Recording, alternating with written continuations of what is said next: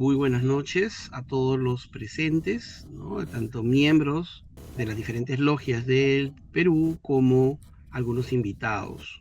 El día de hoy, como parte de nuestro rol de conferencias anual, tenemos una conferencia muy interesante a cargo de nuestro presidente nacional, el señor Julio Gerardo Pomar.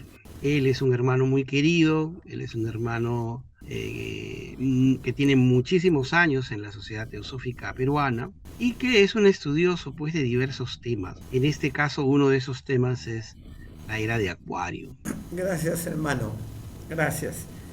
Eh, Tengo ahora entre manos una tarea que es tratar de hacer una síntesis de conocimientos astrológicos y de a la vez de teosofía, ¿no? Tratar de mezclar y tratar de sacar cosas provechosas para todos nosotros.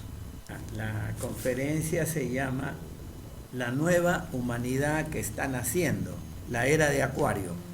Quiero empezar desde la manera más sencilla, de la manera más didáctica para llegar a las conclusiones finales, para que estas conclusiones finales no parezcan disparatadas, sino que tienen un origen completamente comprensible y filosófico y que se basa en la vida misma y todos lo podemos comprender.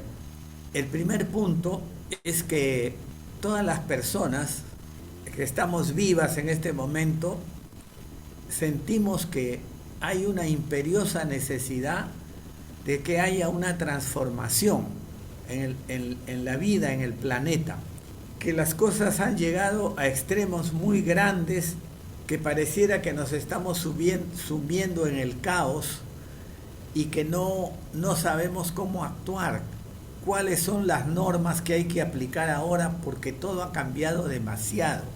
Entonces, que es necesario hacer una transformación en el individuo y también en la humanidad. Individuo tiene que cambiar, humanidad tiene que cambiar. Entonces, la imperiosa necesidad de transformación, acá está. Ya la vida está insoportable, ya no se comprende lo que está pasando. Hay unos cambios tecnológicos demasiado rápidos como nunca antes ha habido en la historia. En la historia pasaban 2 siglos, 3 siglos, 4 siglos y recién se innovaba alguna teología, alguna tecnología que cambiaba poco a poco los sistemas de producción o los sistemas de hacer la guerra o los sistemas de trabajar, ¿no? Entonces, la gente se adaptaba perfectamente y vivíamos en una sociedad estática, conservadora, donde todas las cosas tenían su sitio y las personas sabían a qué clase pertenecían y qué trabajo tenían que hacer. Si yo nacía hijo de labriegos, estaba claro que yo tenía que ser labriego, ¿no? No había ningún problema. Y eso no me producía infelicidad a mí, ni a mis padres, ni a nadie, salvo excepciones. Pero ahora ha cambiado todo demasiado rápidamente. Entonces nos damos cuenta que el individuo y la humanidad no son dos polos opuestos, sino que se trata de grados. Según hay más individuos, más está apareciendo la humanidad. Y la humanidad es la suma de todos los individuos, ¿no? Somos todos los individuos nosotros. Entonces eso hace la cosa, me parece, un poco más complicada. Entonces el problema está ver cómo se coordina la interacción entre el individuo y la humanidad, porque los dos son polos importantes que tienen que ser atendidos para la felicidad de todos. Hay otro punto acá que quiero ir introduciéndolo un poquito como un avance. Se dice en los medios esotéricos que cuando los individuos todavía no tienen desarrollo espiritual avanzado, mejor dicho, las almas, ¿no? La vida es más previsible por las cifras estadísticas, pero cuanto más avanzada está el alma, las situaciones están más marcadas, ¿no?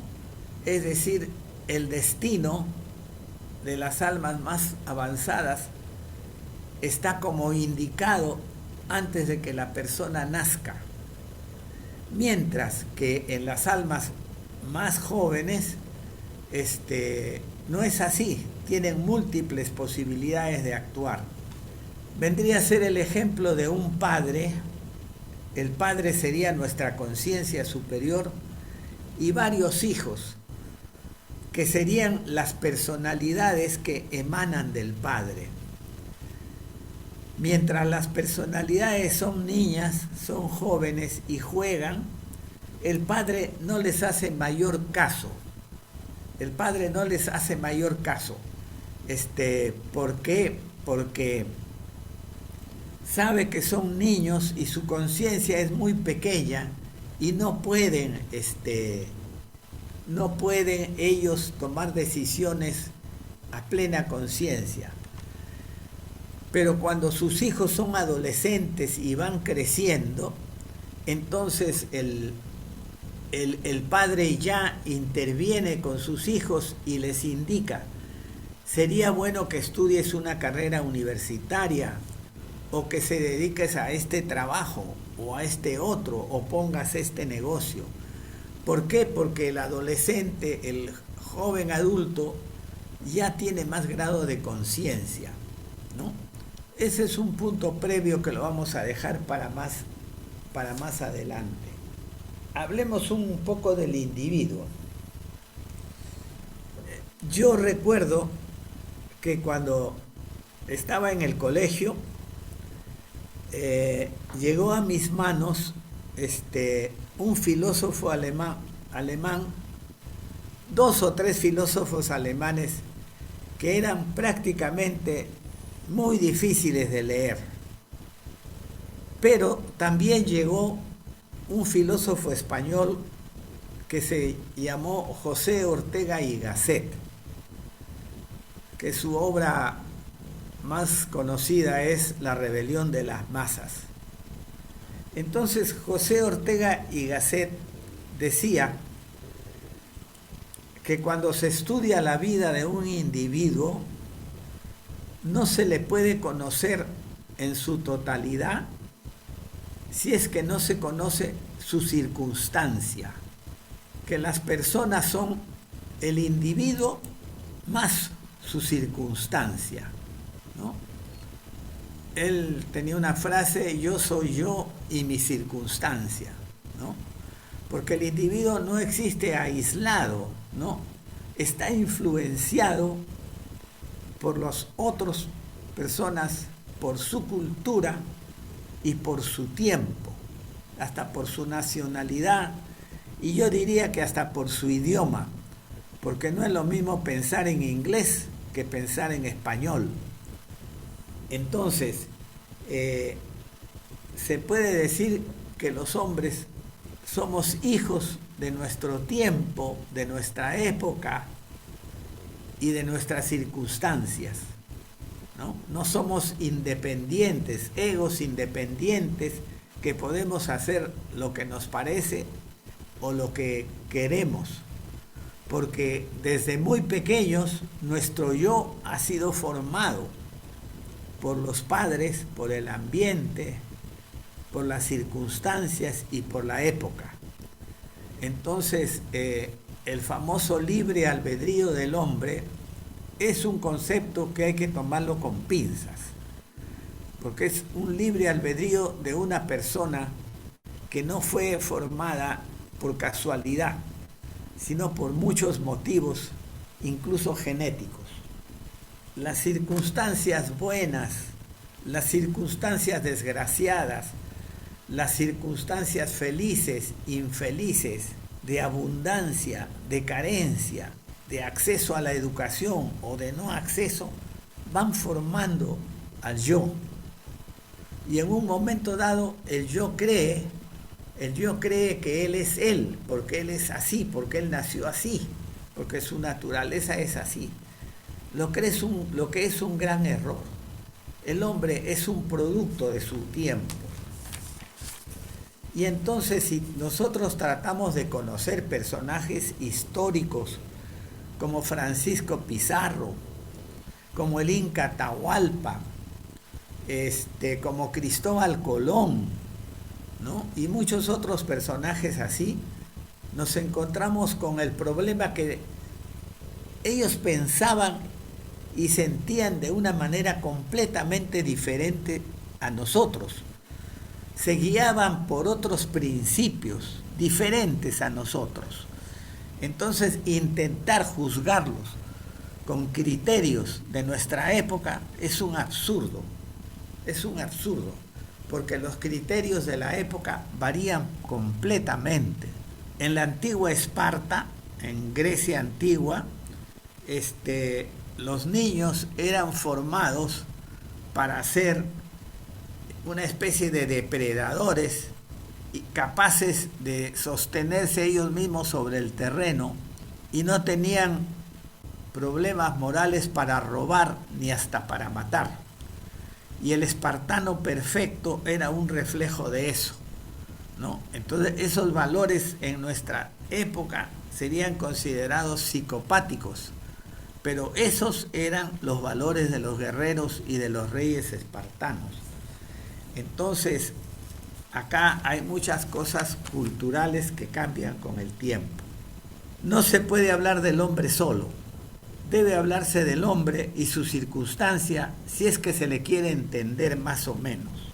Un ejemplo querido para nosotros es Elena Petrovna Blavatsky, la fundadora de la Sociedad Teosófica.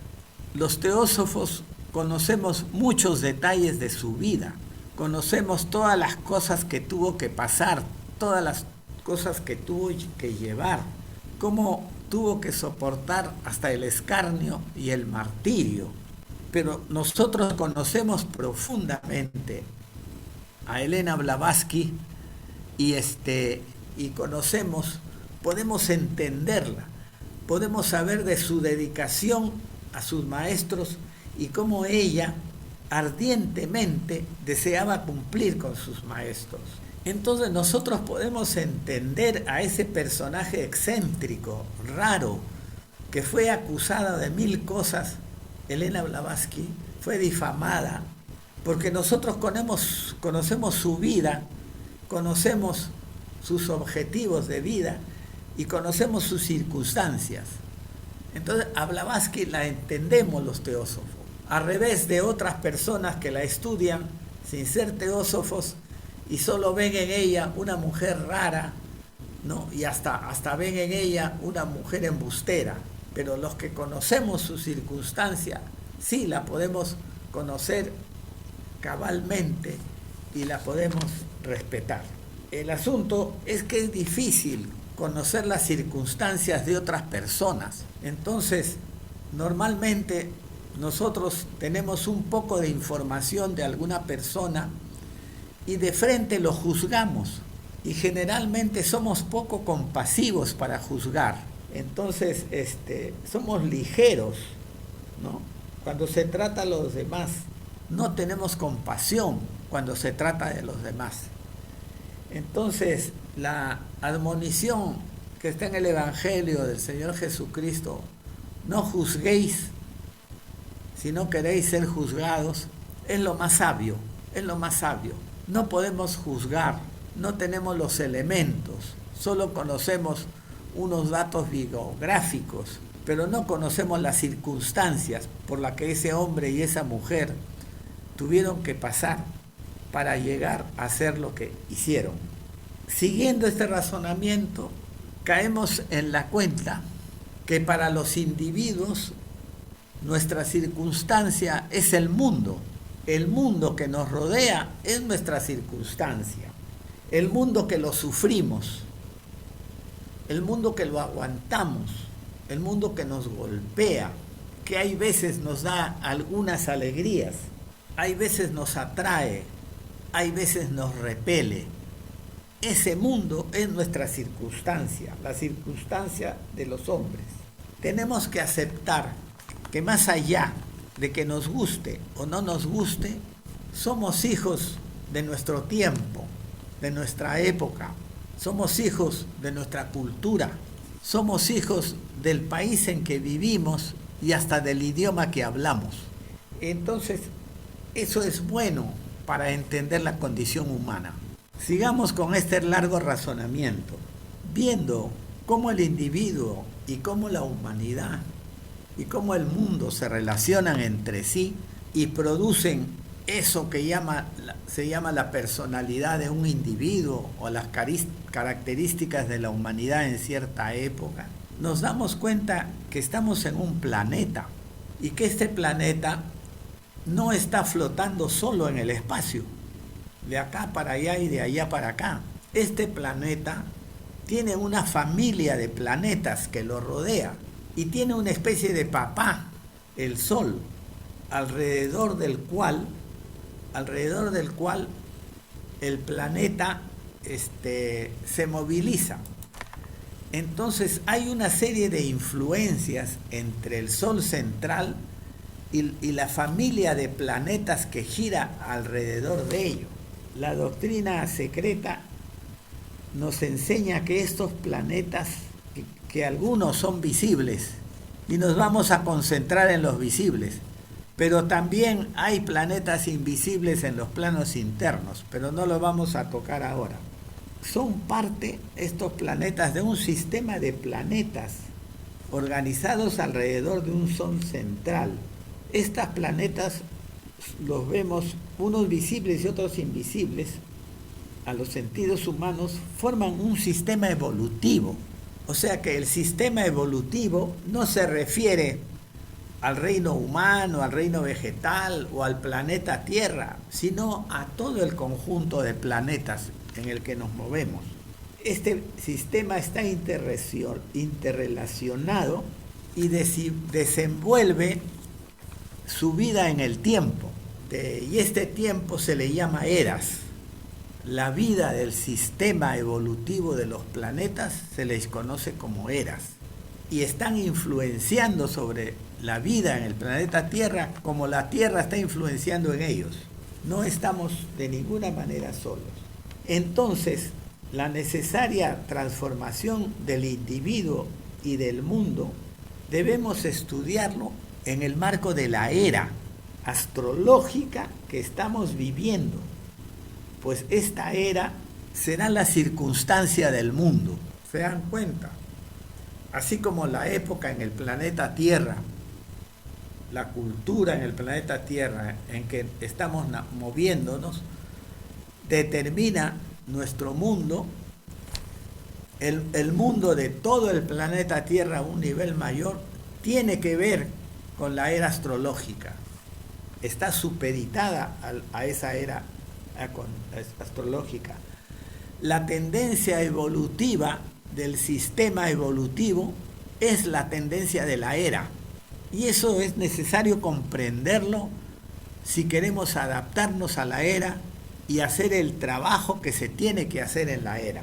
Estas tendencias indicarán lo que se debe cambiar, lo que hay que impulsar, qué es lo que están haciendo y qué es lo que está muriendo. Sería sabio para nosotros conocer estas tendencias, estos impulsos evolutivos que llegan del propio Logos, para que nuestro trabajo como colaboradores del plan de Logos sea eficiente. Porque eso es lo que queremos ser, colaboradores del plan de Logos, trabajadores del plan de Logos. Y si no entendemos el plan de Logos, seguramente vamos a hacer todo lo contrario que lo que hay que hacer. Entonces, ¿cuál es la era astrológica que está amaneciendo ahora? Es la era de Acuario. Y los astrólogos plantean diferentes fechas para su inicio. En mi opinión, la era Las eras empiezan después de un gran sacrificio mundial. Y hubo un gran sacrificio en el 1900, donde se sacrificaron primero 50 millones de vidas y después como 40 millones de vidas, que se llamaron la Primera y la Segunda Guerra Mundial, que en realidad solo fueron una guerra de exterminio, donde casi 100 millones de seres humanos perdieron la vida y hubo un dolor indescriptible en todo el planeta. No creo que haya habido otro dolor como ese. Entonces, después de este gran sacrificio, yo postulo que empezó la era de Acuario. Después de la Segunda Guerra Mundial empezaron los cambios. Las mujeres empezaron a tener un papel preponderante. Apareció la tecnología y aparecieron muchos otros signos que indicaban que el mundo ya no era igual ni iba a ser igual nunca jamás. Entre ellos aparecieron los ovnis, ¿no? Estas eras se calculan que duran entre 2150 años, según algunos, y 2400 años. Entonces, si es así, estamos pues por llegar al año 100 de la era de Acuario y faltarían más de 2000 años para que termine la era de Acuario. Ahora tengo una tentación. No sé si tratar de explicarles cómo funciona esto de las eras astrológicas, que es complicado, o no explicarles y saltarme esto. Como es tan complicado, voy a tratar de explicarlo brevemente, utilizando mis palabras y mis manitos, no estos cuadros porque están complicados verdaderamente, ¿no? Entonces, en palabras sencillas, ¿no? En palabras sencillas, les diré que los astrólogos de la antigüedad pensaban que alrededor de la Tierra, que no se movía o se movía poco, giraba el Sol, ¿no? Giraba el Sol, daba vueltas. Esta es la teoría geocéntrica. La Tierra es el centro y el Sol y los planetas dan alrededor de la Tierra. Sabemos que esto no es verdad, pero sin embargo es lo que vemos, es lo que en la práctica es. Nosotros vemos al Sol que sale por un lado y se pone por el otro. Nosotros no vemos que nuestra Tierra da la vuelta, igual con los planetas. Entonces, este punto de vista empírico es lo que ha guiado a la astrología y a la astronomía, porque son conocimientos astronómicos también. Entonces, en términos científicos y vulgares, voy a explicarle muy brevemente de lo que se trata las eras astrológicas, muy brevemente. Si nos ponemos con la Tierra como centro, el Sol es una pelota que tiene una cintura, es una cintura gorda, y esa cintura gorda es un plano que se llama el ecuador terrestre, el plano del Ecuador. Y entonces ese plano del Ecuador lo prolongamos en el espacio, lo prolongamos ficticiamente en el espacio para nuestros cálculos. Y entonces el Sol, que aparentemente da la vuelta alrededor de la Tierra, siempre sigue un camino, ¿no? Siempre sigue un camino. Todo eso determina las estaciones y las épocas, los meses. Y ese camino se llama la eclíptica, el camino del Sol. La eclíptica, el camino del Sol, ¿no?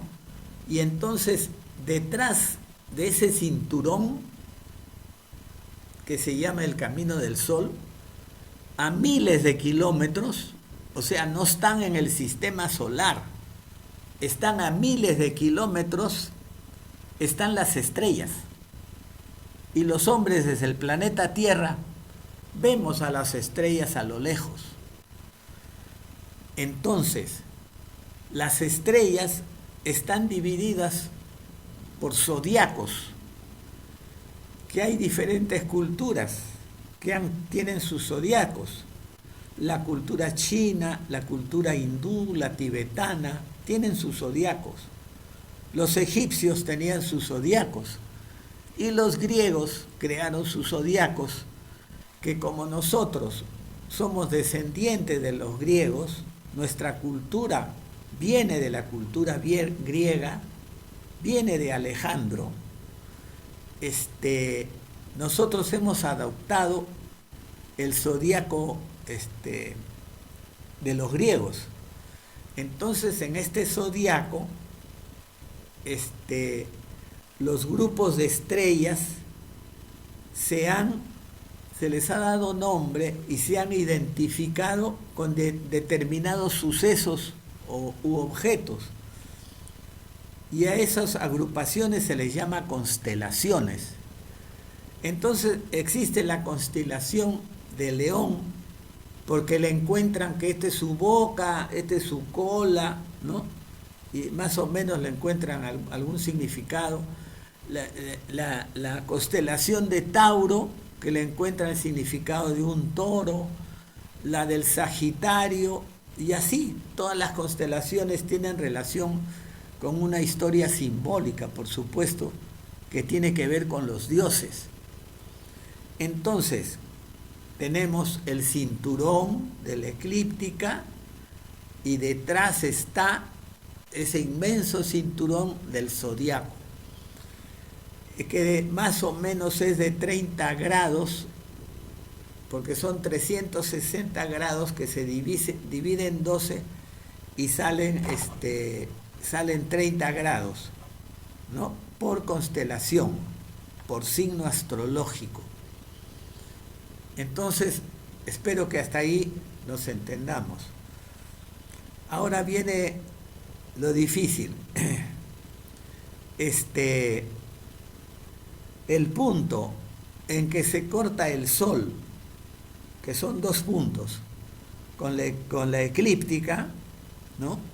Con la prolongación teórica, que se llama ecuador celeste, se corta cuando la Tierra pasa por ahí.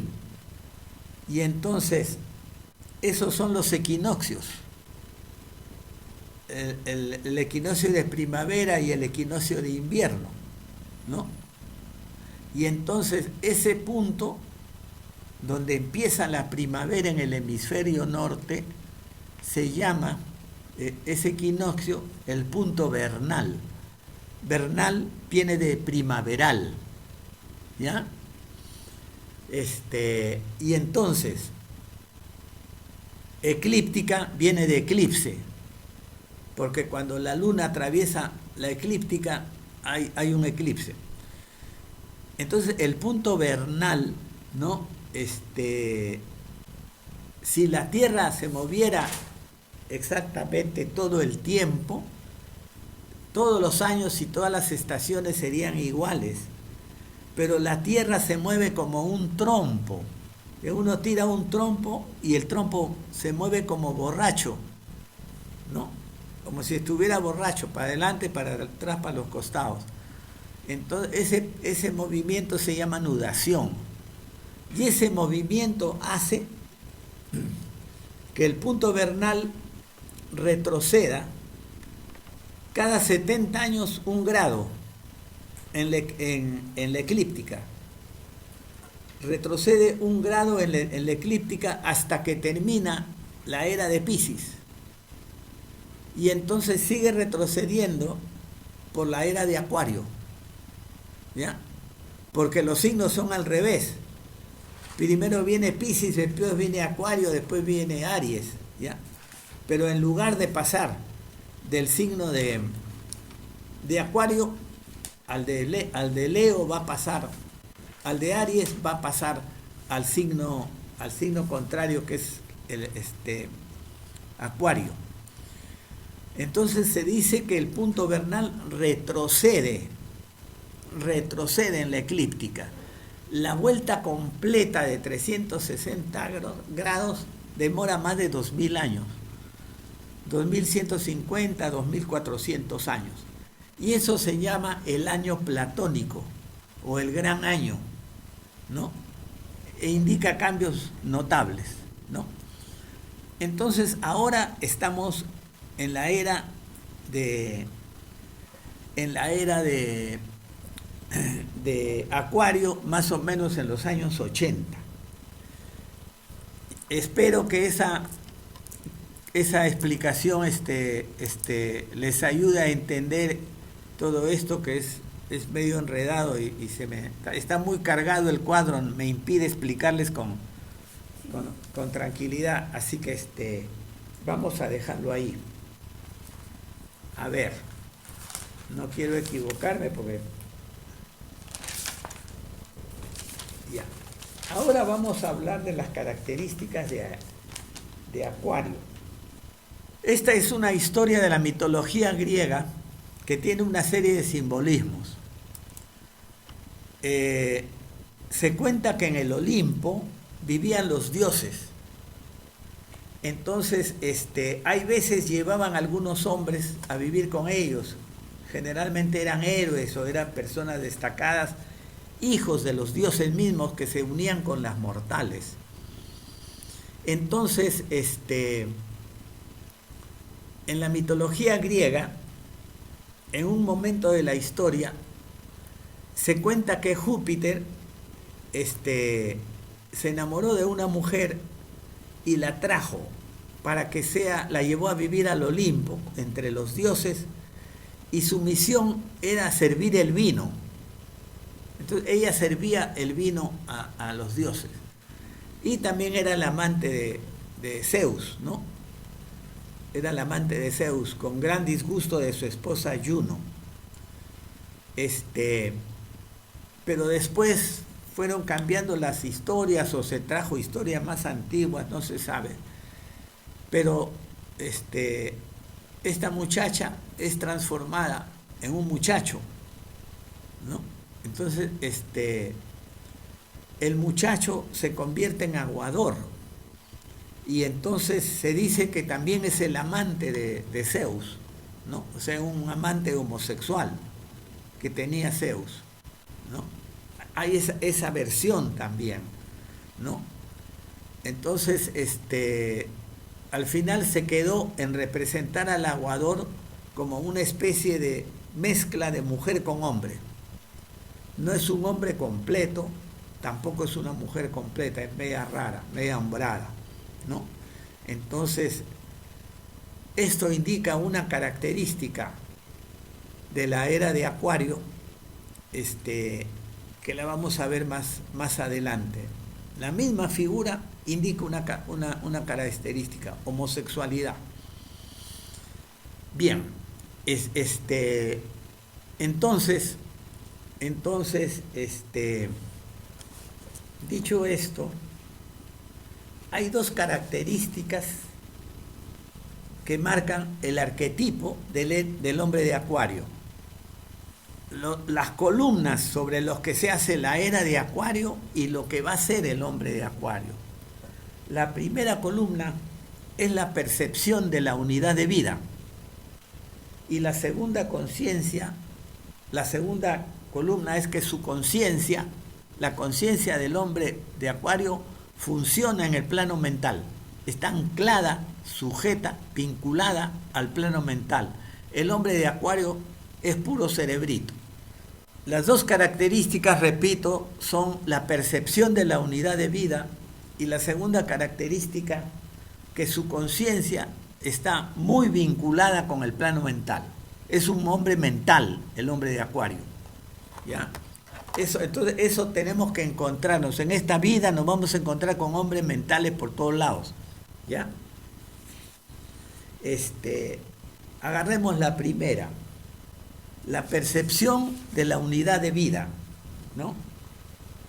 El hombre claro, el hombre de Acuario tiene claro, ¿no? Estos hombres que han empezado a nacer a partir de la Segunda Guerra Mundial, y más los últimos que han nacido en el segundo milenio, tienen claro que la vida está interconectada, ¿no? Todos los aspectos de la vida, materiales, mentales, sociales, económicos, todo está interconectado porque la vida es una sola, ¿no? Parece bajo múltiples formas, pero la vida es una sola y todo está conectado entre sí. Entonces, esto origina la búsqueda compulsiva de la igualdad. Si todos estamos conectados, todos somos iguales. No hay diferencia entre hombres y mujeres, entre ricos y pobres, entre poderosos y débiles. Todas las razas son iguales. Ignorantes e incultos son lo mismo. Igualdad ante la justicia. Todos debemos ser iguales ante la justicia, ¿no? Y todos creemos que podemos ser presidente de la República.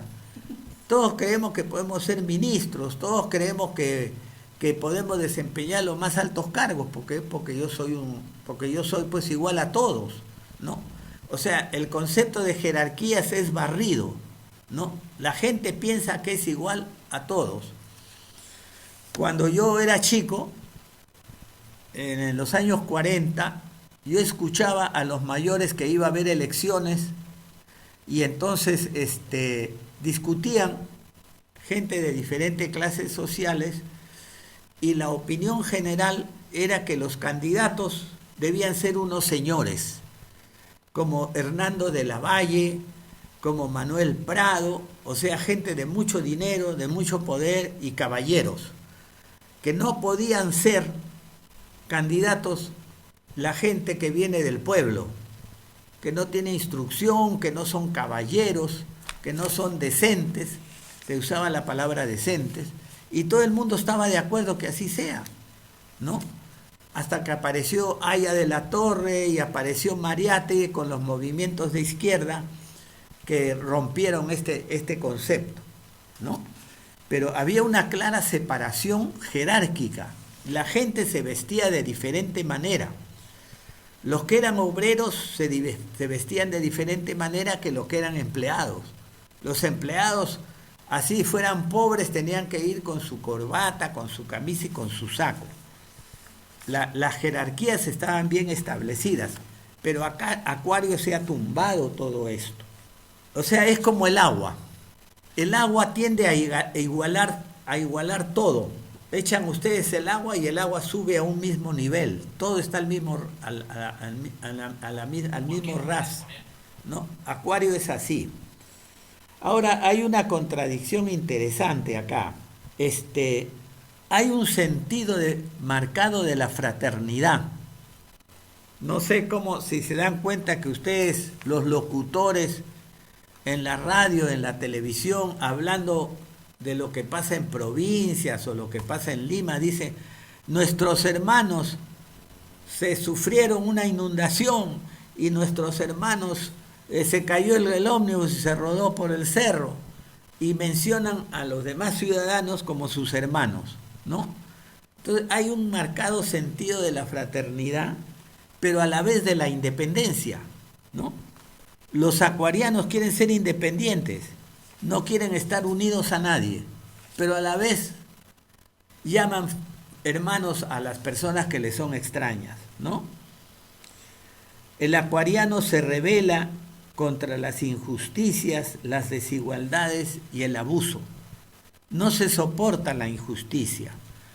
Ustedes verán en las manifestaciones, la gente sale gritando, justicia, justicia, queremos justicia, ¿no? La justicia es algo bien preponderante en Acuario.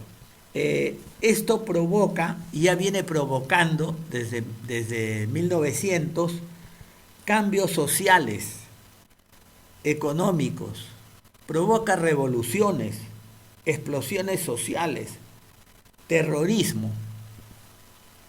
Todo esto hemos visto en el surgimiento del comunismo, ¿no? Al principio vinieron los anarquistas, que lo que querían era destruir la sociedad y ponían bombas, mataban a todo el mundo.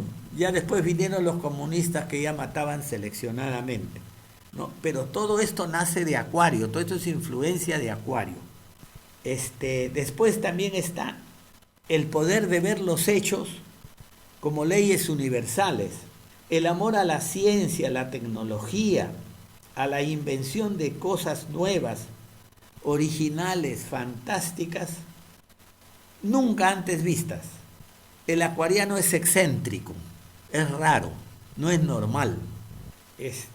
Y la ciencia que ha alcanzado muchas veces el nivel de la espiritualidad. La ciencia está pegándose a la espiritualidad. Y como ejemplo, la física cuántica, ¿no? La física cuántica se está pegando a la espiritualidad. Ahora la inteligencia artificial nos está planteando problemas con lo que es la conciencia, que también es un tema sumamente espiritual. Entonces las ciencias como la electricidad, la electrónica, las ingenierías, la física cuántica, los computadores, el internet, la aviación, los viajes al espacio, las bombas atómicas, la robótica, la genética, la astrología, la inteligencia artificial, los celulares, todos son resultados del poder de ver los hechos como leyes universales, esa capacidad que tiene la mente del acuariano de ver los hechos como leyes universales. El segundo punto es por qué el acuariano es un ser mental. La conciencia está anclada en el mundo mental. Esto es interesante, se los leo. El hombre de Acuario vive en un mundo de ideas, de formas mentales. Él ve los arquetipos de las cosas más reales que las cosas mismas. No es un hombre que tenga los pies bien puestos en la tierra y que ve las cosas como las cosas. Acá tengo este vaso de agua y me lo tomo. Él ve las cosas como ideas. Entonces, en el vaso de agua, él ve el vacío que está dentro del vaso. No ve la cáscara, el vidrio, la cosa material. Para él es una cosa subsidiaria que colorea lo principal, que es el vacío. ¿Qué es el vacío? Porque él ve a partir de arquetipos, no ve a partir de cosas objetivas. Entonces parece un soñador y es incomprensible para las personas de la era anterior, que soy yo. Para él el mundo real es el mundo mental. Sus ideas son más reales que el mundo real, material. Por eso busca realidades de otro mundo, concibe que hay diferentes realidades. Al revés del hombre de Piscis, que para él la realidad es una y es esta, la realidad material. Al revés de eso, él ve otras realidades, ¿no? Ve otros mundos detrás del mundo material, del mundo que nos es aparente a nuestros sentidos. Y de aquí nace la inclinación del hombre de Acuario por el ocultismo. A ver, como el hombre de Acuario vive en el mundo de las ideas, él ve los procesos de la vida como la verificación de una teoría. O sea, él no ve la vida, como las cosas que suceden en la vida, sino ve como una teoría que se está realizando. Y cuando ve que la teoría se realiza y las cosas salen así, se siente completo, se siente feliz, se siente realizado. Así es el hombre de Acuario. En cuanto al aspecto ético de la vida, él ve el bien, él ve a Dios en la constante búsqueda de la verdad. Él ve a Dios en la búsqueda de la verdad. No es por gusto que los teósofos nos llamemos buscadores de la verdad, porque los teósofos lo que estamos buscando es la verdad. No estamos buscando el amor, no estamos buscando el poder, no estamos buscando otras cosas más que la verdad. Para nosotros la realidad es la verdad. Y nuestro lema es, no hay religión superior a la verdad. La verdad es nuestra religión. Por eso, para el hombre de Acuario, la peor desgracia que le puede pasar, el peor mal, es no ser consecuente con sus ideales y faltar a la verdad. El hombre de Acuario, si falta a la verdad, se siente peor que un perro, porque la verdad es su ideal supremo. La mentira, no, la verdad. Conclusión. La conclusión tiene que ver con esto, la sociedad teosófica y la era de Piscis y Acuario.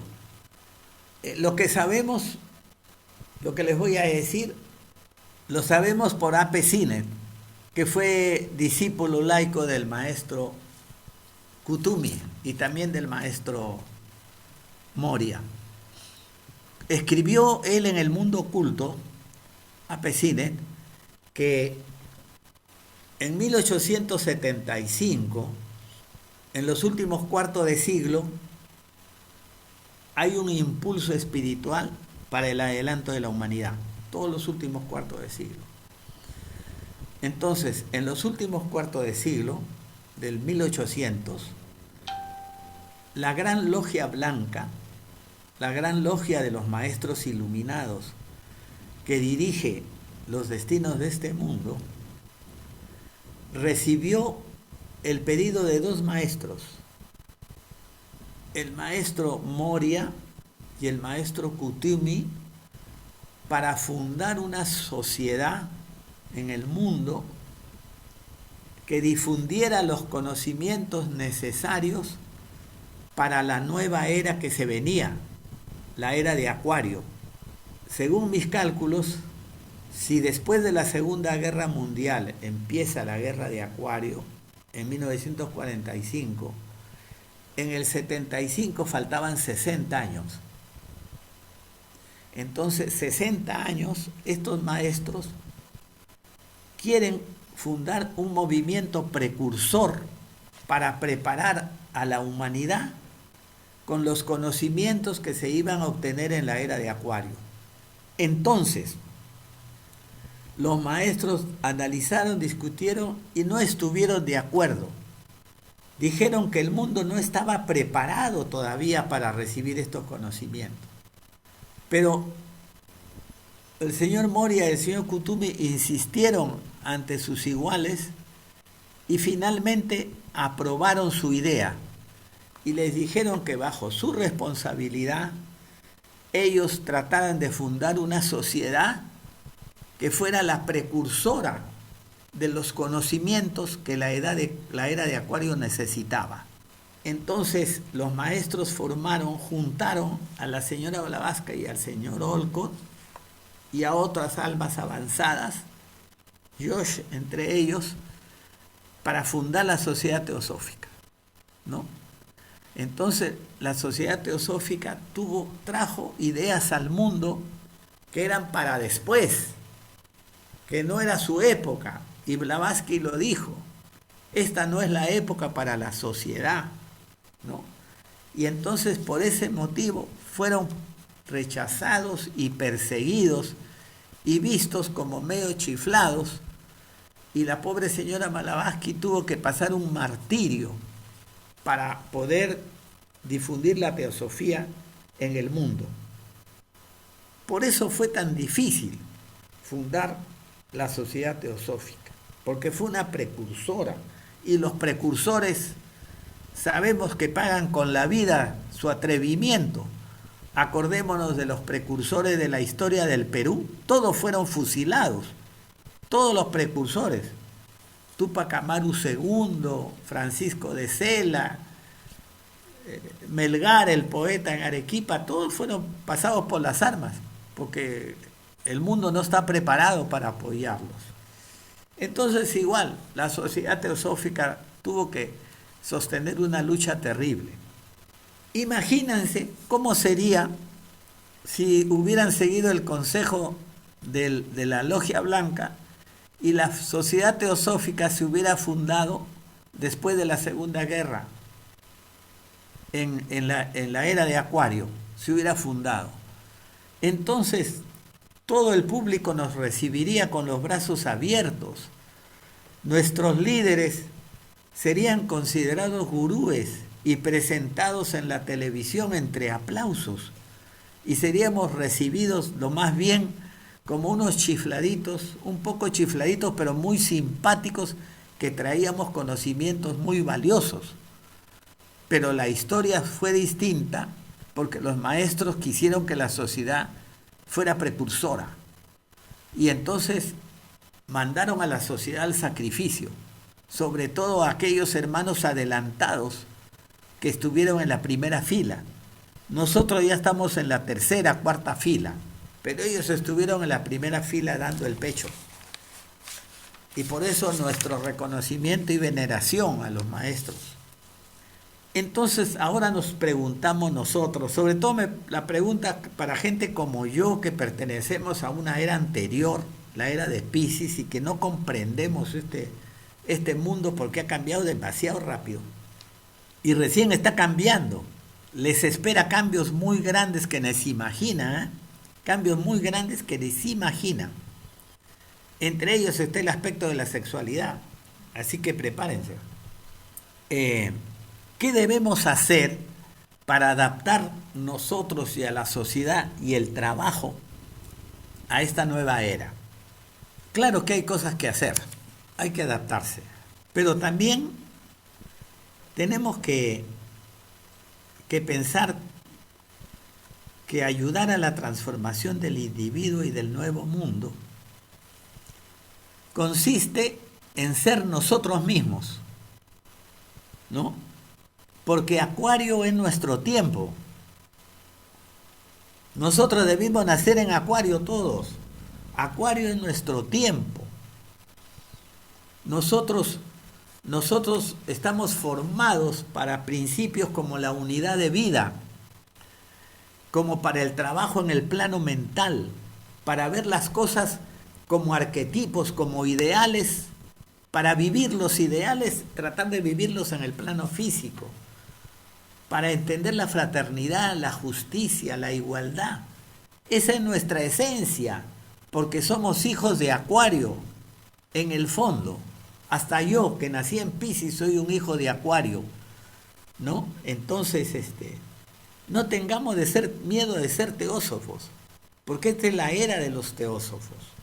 Tendremos que buscar adaptaciones y todo tecnológicas, más que todo de métodos, quizás para hacernos entender por los muchachos. Pero nuestra esencia es de Acuario. Seamos lo que somos, pero seamos de la verdad. No faltemos, no traicionemos nuestra naturaleza, ¿no? Esta es nuestra época. Trabajaremos, eso sí, para tratar de vivir lo más que podamos de acuerdo con nuestros ideales, ¿no?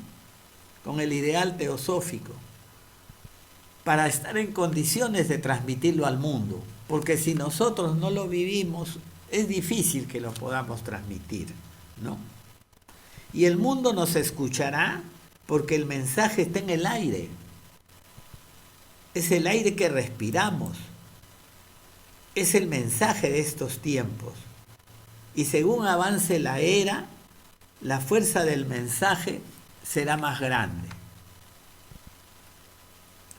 Qué bueno que me ha puesto Mónica el camino espiritual, el camino de la vida espiritual y el camino de la espada. A raíz de todo lo dicho, no obstante, no pensemos tampoco que el trabajo espiritual solo ha existido o puede existir en esta era.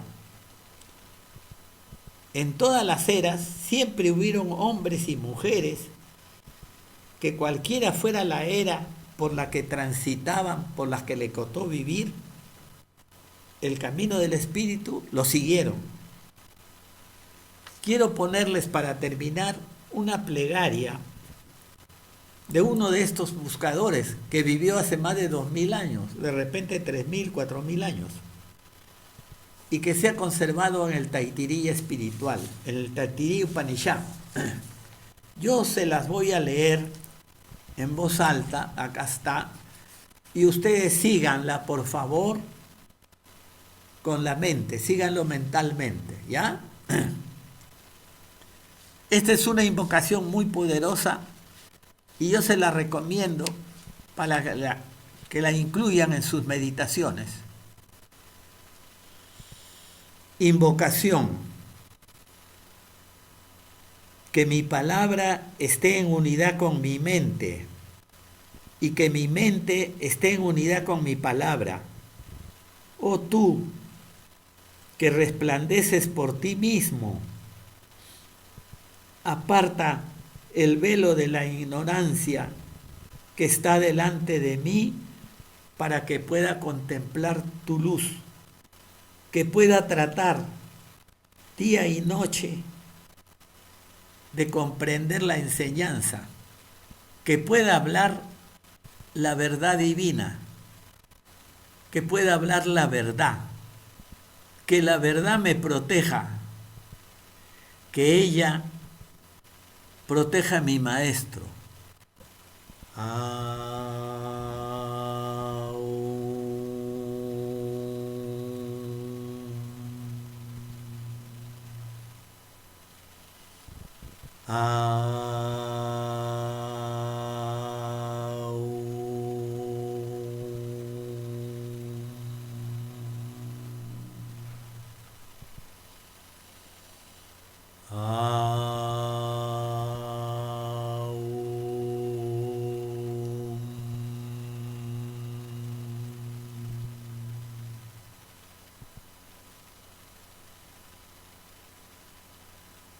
Gracias, hermanos.